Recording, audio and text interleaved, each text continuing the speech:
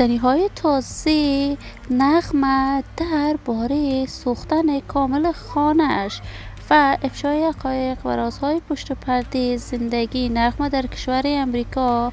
نغمه تمامی زندگیش نابود شد، اما اکنون وضعیت صحی نغمه چگونه است؟ این هنرمند در کشور امریکا اکنون در کدام ایالتش زندگی دارد؟ گفتنی‌های تازه نغمه که هرگز باور نخواهید کرد.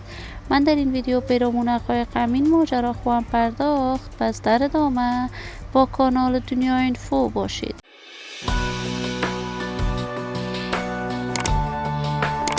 سلام و سلامتی نثار تک تک از شما دوزاران نهایت ارجمند کانال دنیا اینفو. شما را خوش آمدید میگم به یکی دیگر از ویدیوهای جذاب و دیدنی این کانال.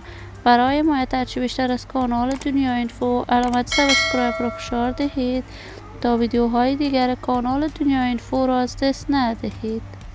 نغمه هنرمند مشهور، چهره شناخته شده و مطرح در میان صفحات مجازی افغانستان، علاقمندان و دوزاران خاص خودش را دارد. نغمه عاشقانه هنر موسیقیش را از سن نوجوانی آغاز کرد.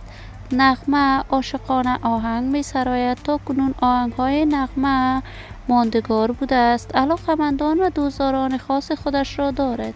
این هنرمند بی‌بدیل و ناماشنای افغان هنر موسیقیش را مدت 50 سال می شود و پیش می برد. وی با منگل ازدواج کرد. آهنگ‌های دوگانه فراوان سرودند، اما دیر مدت می شود آهنگ‌های دوگانه نداشتند و نغمه از منگل جدا شد.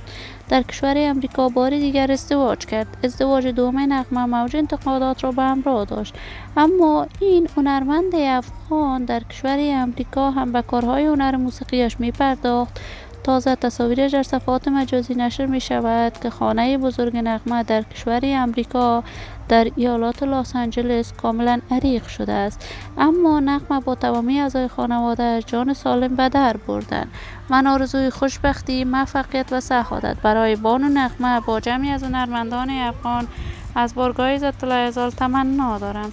دوزاران و همراهان نهایت ارجمند کانال دنیا اینفو، شما هم نظریاتتان را در بخش کامنت با من شریک بسازید. این ویدیو را با دوزاران و طرفداران نغمه به اشتراک بگذارید.